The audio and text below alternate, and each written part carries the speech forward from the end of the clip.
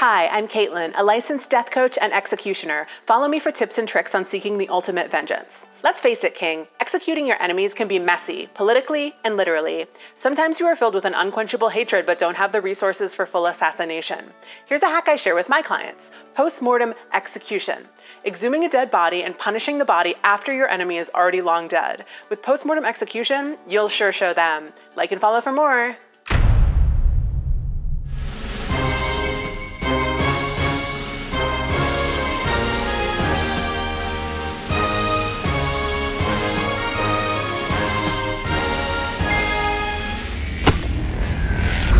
We're here to dive into the post-mortem execution of Oliver Cromwell, this guy. Hello. If you're an American like me, you may not even know who this man is. And no, Tabitha, who took AP European history, I'm not talking to you.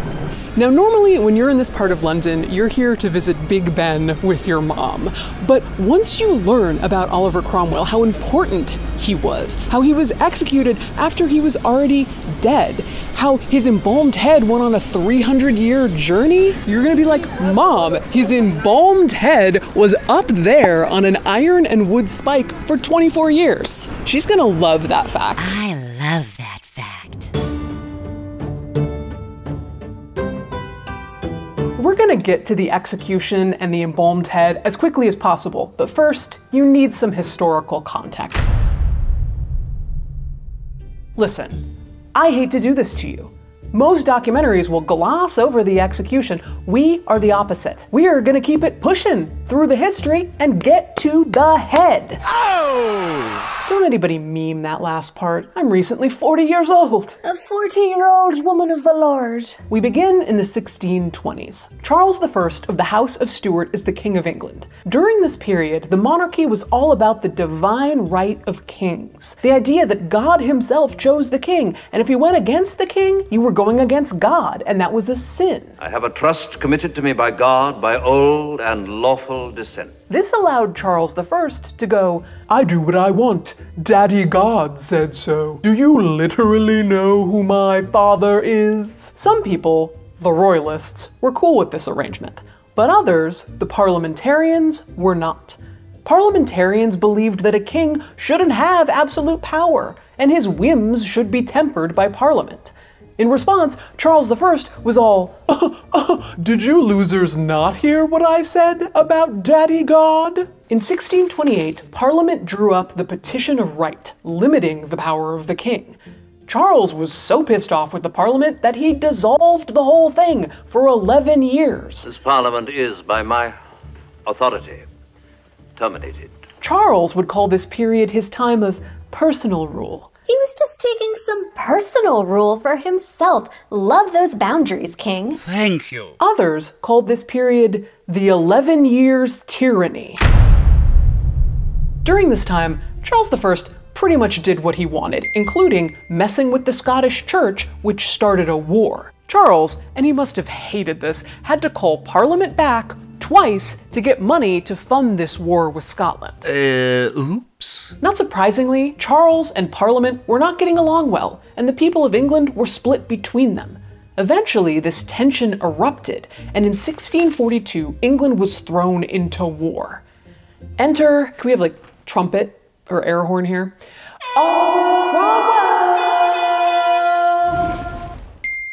The commander of the parliamentary army. Cromwell and his soldiers believed England could talk to God without a king in the way. The more battles the parliamentary army won, the more they were convinced that God was on their side. But there would be a lot of battles. You have to imagine, for Europe in this period, God is like the Bachelor. Everyone's waiting to see who gets his rose. That's like corny historical education 101. God was like the Bachelor. But whatever, he was. Will you accept this rose? What began to take shape, although it would take another 10 years to get here, was that what England needed wasn't a king, but a democratic ruling body that made decisions as a whole for England, Scotland, and Ireland. Something like, oh, I don't know, a Lord Protector. Not a king. No, not a king, a protector. All these battles were once upon a time called the English Civil War, but since they weren't civil and it wasn't just one war and it certainly wasn't confined to England, historians now prefer umbrella terms like The Wars of the Three Kingdoms. They're like, how do we make this more Game of Thrones? However you label them, these conflicts and the disease and famine they left behind would take the lives of hundreds of thousands of people in Britain and Ireland. By January of 1649, Parliament's army finally controlled England. After a house arrest and an imprisonment on the Isle of Wight, King Charles I was brought to trial at Westminster Hall for the charges of tyranny and treason. A man named John Bradshaw, pay attention, he'll be important, was named Lord President of the Court and called Charles a tyrant, traitor, a murderer, and a public enemy to the Commonwealth of England. King Charles I was convicted and sentenced to death. 59 people signed Charles's death warrant, including Oliver Cromwell, John Bradshaw, and Henry Ireton, who was also Cromwell's son-in-law. Charles was given 3 days to say goodbye to his family, and on January 30th, 1649, he was beheaded in London. That was it! The king was dead. His son, Charles II, went off to Scotland, and more importantly, Oliver Cromwell was in charge of England now. And there was no more tyranny, no more bad decisions. Everyone loved Cromwell. Oh, hold on. Ireland is calling. That's weird. So, Cromwell was given permission to lead an invasion of Ireland. Cromwell's time in Ireland made the prior wars look like a warm-up. Though the numbers are hotly contested, it seems Cromwell killed some Irish people. Somewhere in the realm of 20 to 40% of the Irish population, both soldiers and civilians, including thousands due to what has been called a deliberately induced famine. Depending on who you talk to, Cromwell's a cool bro who got rid of the British crown for a while. I will give this nation back its self-respect. Or a monster who killed all the Irish. F*** you, Lucky Charms. Por qué no los dos? In 1651, Cromwell defeated Charles II's Scottish royalist forces. Charles II managed to escape by hiding in an oak tree. That seems like it would be a myth, but I think he really did hang out in a tree and escape detection. In 1653, Cromwell was officially named Lord Protector of England, Scotland, and Ireland. I'm just a little Lord Protector. Just the head of a government. I'm not a king, a protector. Now, you've already been given the spoiler that Cromwell's decapitated head ended up on a metal stake. So you might be thinking he was killed by Charles II, come down from the tree, or killed in war, or captured and sentenced to die. He was not. Oliver Cromwell died on September 3rd, 1658, at the age of 59, warm in his bed, and still in power. Oh! Cromwell had diseases we don't hear much about anymore. Ague, melancholy, distemper. Ague is essentially a fever, a form of malaria. To be precise, his doctors diagnosed him with bastard tertian ague, the worst kind of ague. Anyway, Cromwell had fever, backaches, bowel aches. It sounds deeply unpleasant, but the important thing to know is that it was a natural death, followed by a lavish funeral he probably would have hated. Away with this bauble! As a devout Puritan, Cromwell's the kind of guy who took the merry out of merry old England. He shut down theaters, banned horse racing, and Cancelled Christmas.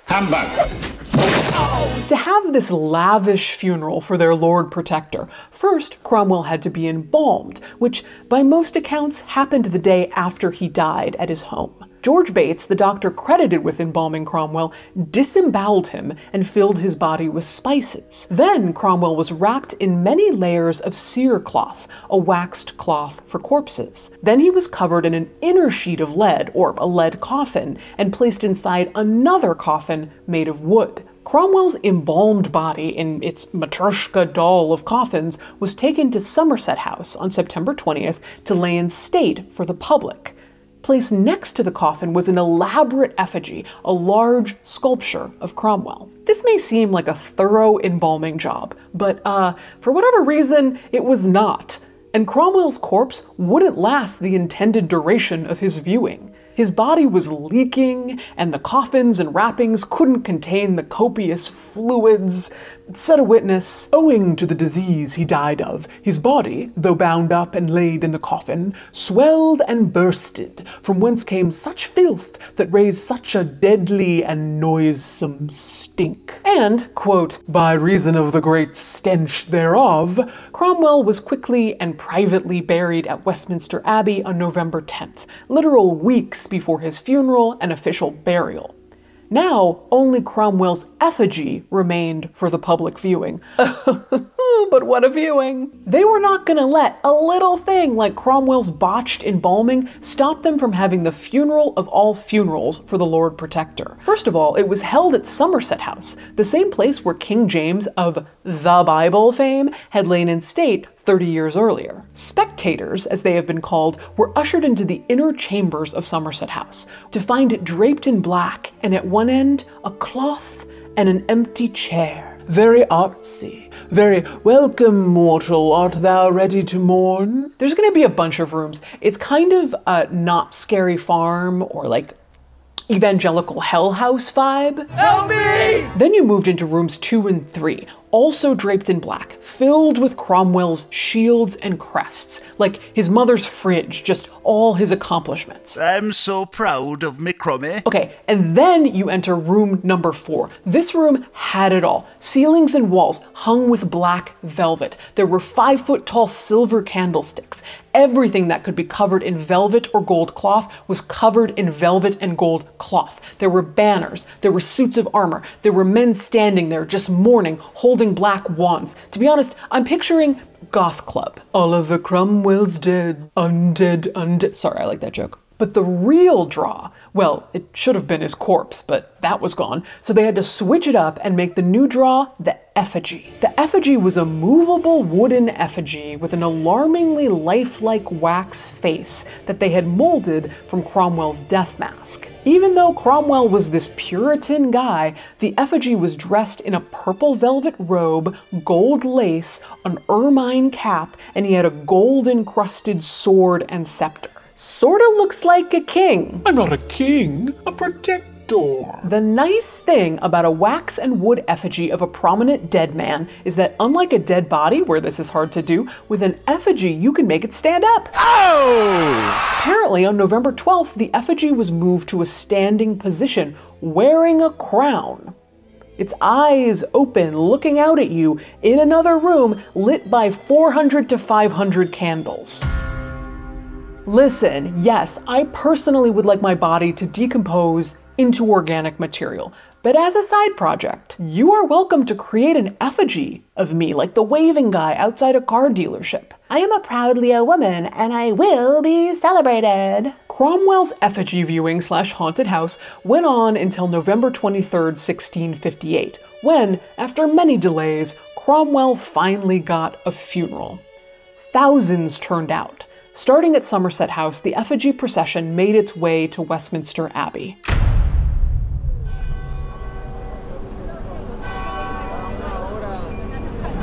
There was so much chaos the day of Cromwell's funeral, it took 7 hours to get him here to Westminster Abbey for burial. By the time they got here, all the candles were snuffed out, there were no prayers for the Lord Protector, just some sad trumpets playing. And everyone kind of went home in a thoughtful mood. It had been a long day. Here you might be wondering, if Cromwell is dead, who is in charge of England? Well, Oliver Cromwell had a son, Richard, also known as Tumbledown Dick. That's a tough nickname. Dick Ham. Tumbledown Dick was installed as Lord Protector after Cromwell died.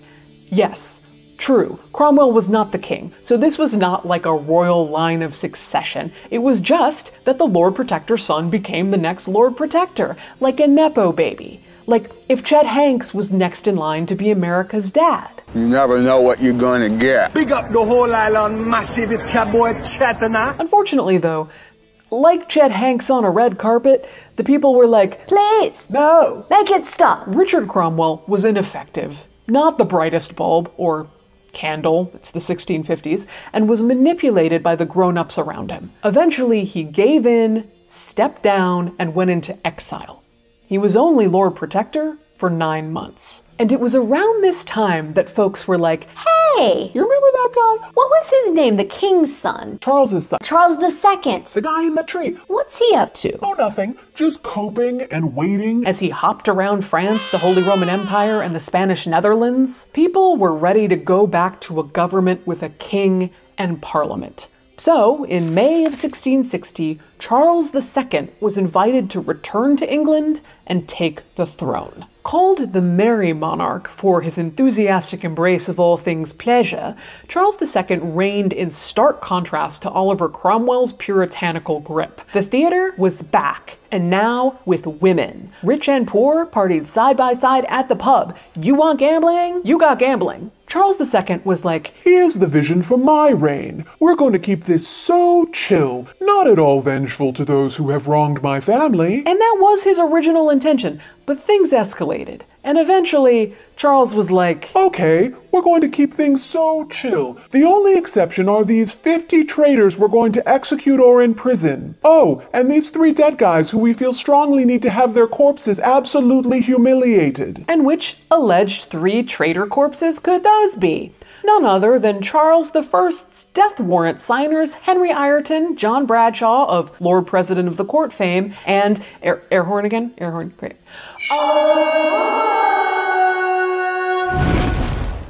Less than 3 years. That's how long Oliver Cromwell got to be a normal dead guy. Well, not a normal dead guy, an extremely important, influential dead guy, buried here at Westminster Abbey. Parliament ordered that Ireton, Bradshaw, and Cromwell be exhumed. And in late January of 1661, the 3 men's bodies were pulled out of Henry VII's chapel in Westminster Abbey, where they had all been interred. Now, Bradshaw had been dead for 15 months. Cromwell dead for over 2 years, and Ireton dead almost 10 years. Needless to say, the boys were looking a little rough. In the 19th century, they put in a plaque saying that in 1661 the bodies had been removed, which is really burying the lead. Those bodies were more than removed. Now, there are a lot of Cromwell conspiracy theories, from His body was never in Westminster Abbey to begin with, to His coffin was thrown in the Thames. to the extra bonkers theory that Cromwell's body had been swapped out with Charles I's, and that Charles I's head was actually the head that would be put on a stake and on display. whatever.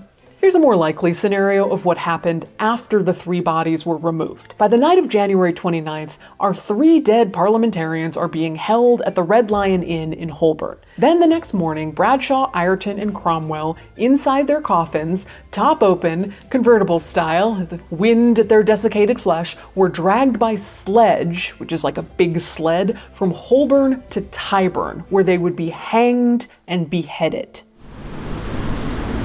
At this busy spot next to Hyde Park was the site of the Tyburn tree, arguably one of history's most famous trees. Okay, false advertising. The Tyburn tree was not a tree, it was a wooden gallows for hanging and public executions. They would bring criminals in from the prison miles away, often to crowds of thousands of spectators. But I will say those criminals were usually still alive before their executions. As the 3 bodies were dragged to Tyburn, many witnesses commented on the stink. But remember, these were not fresh bodies. Cromwell's body, as you recall, burst open after death, but ended up fairly well preserved over the years, if still a little odious. Ireton's embalmed corpse was described as a dried rat, and Bradshaw, the only man who had not been embalmed, was allegedly oozing liquid and missing parts of his right hand and nose. As the freshest body, he was, by far, the stinkiest.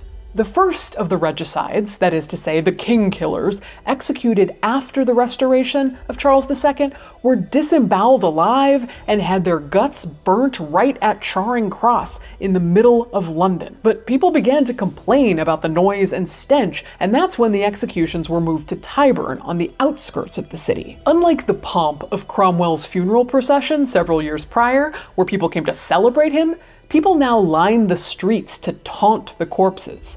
Later that morning, the bodies were hanged in chains at the Tyburn Triple Tree, quote, with their faces turned to Whitehall, where Charles I had been decapitated. Finally, after 6 hours of hanging there, the bodies were cut down and their heads hacked off. Unfortunately, this was decapitation amateur hour, and it took 8 hacks to get through the cerecloth layers and separate Cromwell's head from his body. In the process, several of Cromwell's teeth were knocked out and his nose was disfigured. But the crowd loved it. They were there for the merch. And by merch, I don't mean the limited edition "I lived through the interregnum and all I got was this lousy curdle." I mean body parts. Toes. Bradshaw's toes were a hot item. One fellow found himself with 5 or 6. And then there's a chance that someone made off with Cromwell's ear. From here, the headless bodies were thrown into a pit under the Tyburn gallows. But the heads were speared by metal spikes on top of 20-foot wooden poles and were displayed on the south side of Westminster Hall's roof, the same hall where Cromwell and company had condemned Charles I to death. There, Cromwell's head remained for at least 25 years. Often, rulers or governments responsible for violence, death, or mutilation against an enemy group are incentivized to cover up the extent of what they have done, to hide the dead bodies, hide the horrifying stories, hide the incriminating images, hide the evidence of their crimes. But there's a flip side to that impulse, the impulse to put your violence on public display.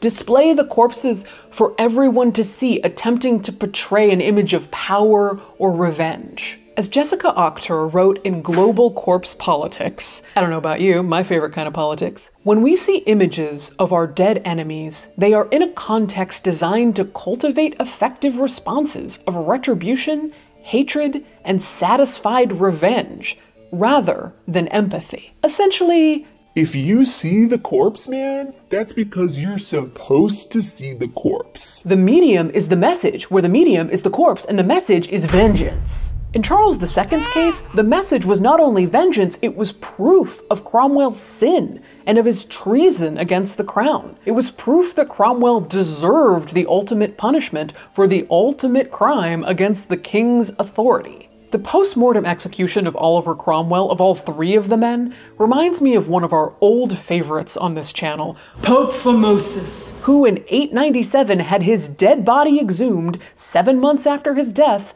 and put on trial. That is to say, his literal corpse was propped up and put on trial, including an aggressive Q&A by his accuser where Formosus's defender had to crouch behind the dead body and answer for him. The cadaver pope, as he was known, was found guilty and his body thrown in the Tiber River. This story is one of my favorite videos we've ever done, and not just because of the taxidermied ermine dressed as the 9th century pontiff.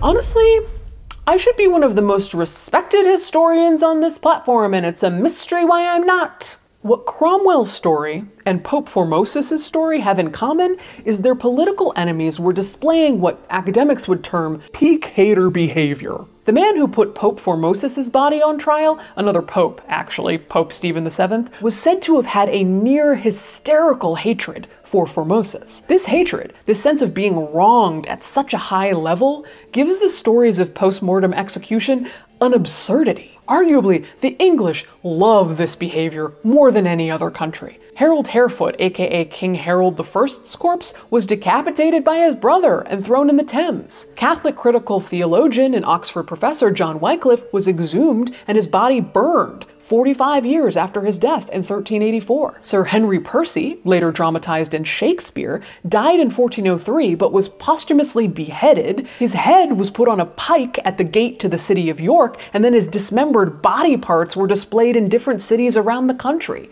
The English don't mess around. They don't care if you're already dead. But let's get back to our head of the hour. Cromwell's head. Cromwell's head sat atop Westminster Hall for 25 years. Some sources say as long as 30 years. While the head stayed intact, the roof it was on did not, and Cromwell's head briefly came down in 1681 while Westminster Hall's roof was being repaired. In my opinion, this would have been a great time to be like, the renovation looks great. We don't need to put the old corpse heads back up, right? nope. Once the roof was fixed, up again went Cromwell's head. No reprieve with Charles II in charge. No. In the 1660s, Samuel Pepys wrote in his diary that he came to Westminster Hall with his wife, and there, up on the south end, were the heads of Bradshaw, Ireton, and Cromwell. Later that day, he went home, quote, very hungry for want of dinner.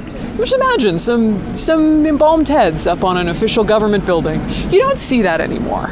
Now, once again, it's impossible to say when exactly Cromwell's head came down permanently. But the most likely story, and it's still pretty bananas, seemingly happened in 1685. It was a dark and stormy night. Wind battered Cromwell's head and the decades-old wooden pole it was stuck on. It allegedly snapped and sent the head with the metal spikes still through it hurtling over the rooftops. It landed at the foot of a soldier who, as the story goes, picked up the head and took it home. Nervous he would be punished for secretly keeping it, he stashed Cromwell in the chimney, where the head stayed until on his deathbed he told his daughter what he'd done.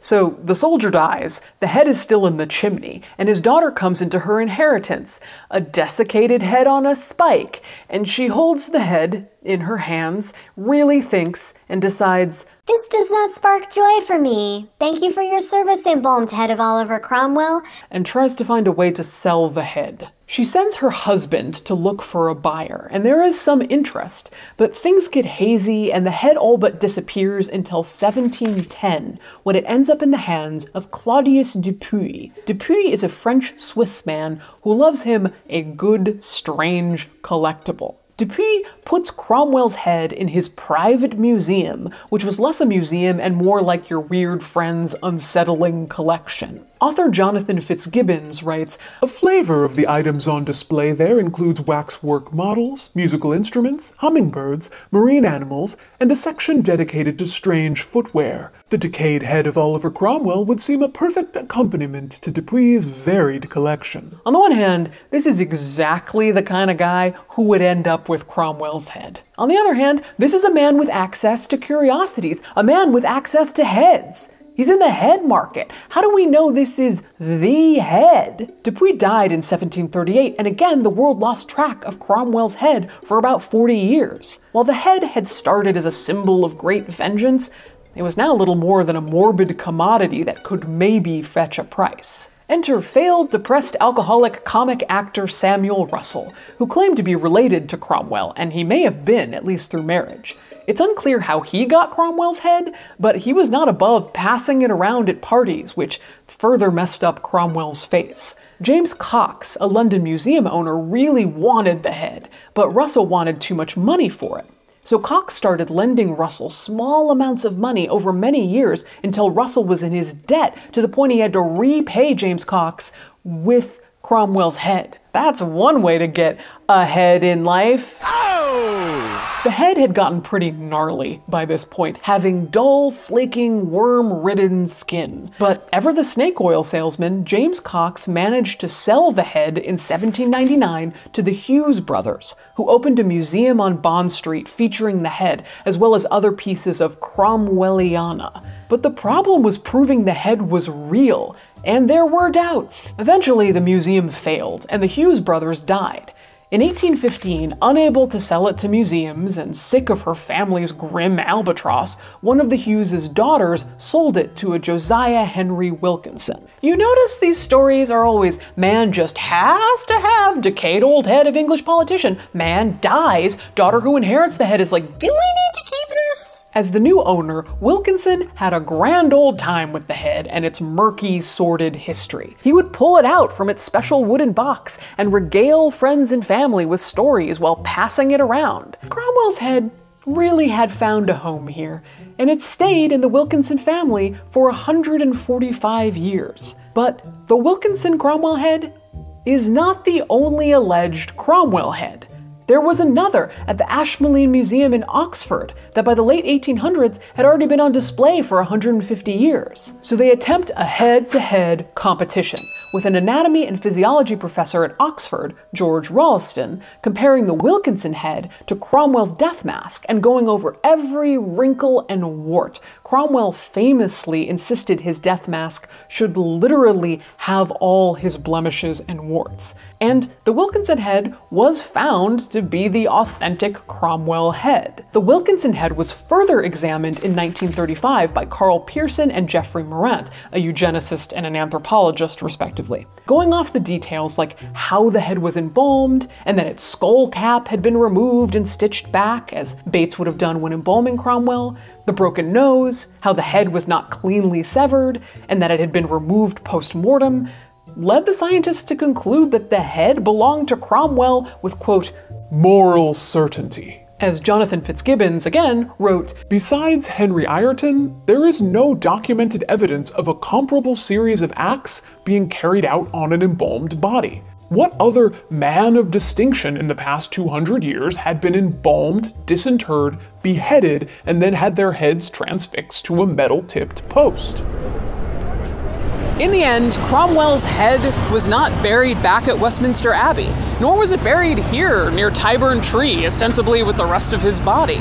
Instead, it was taken to Cambridge to be buried in secret. In 1960, the last Wilkinson to keep the head, Dr. Horace Wilkinson, was weary of being the head steward and decided to give it a proper burial. He reached out to Sidney Sussex, Cambridge, where Cromwell attended, to see if they would give him a final resting place.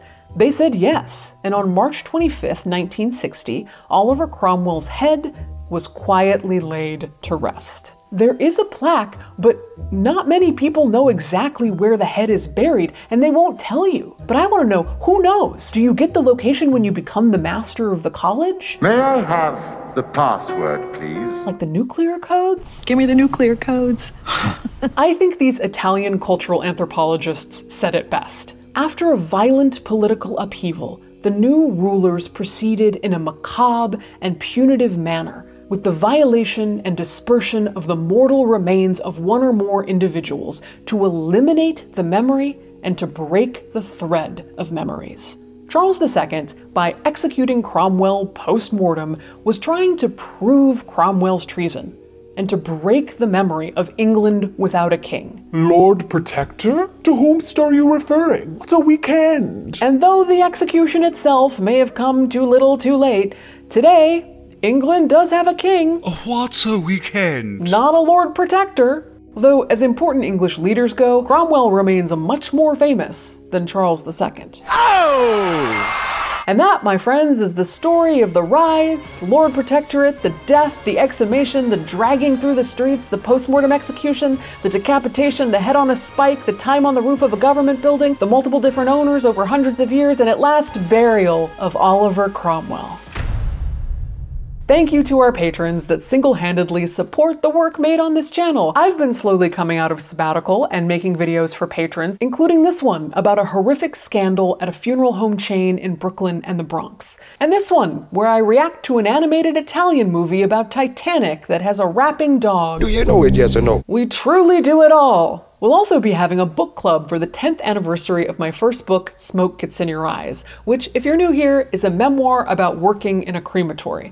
To this day, I think it's one of the most important things that I've done with my life. I'm probably never gonna regicide a king, so, you know, that's it for me.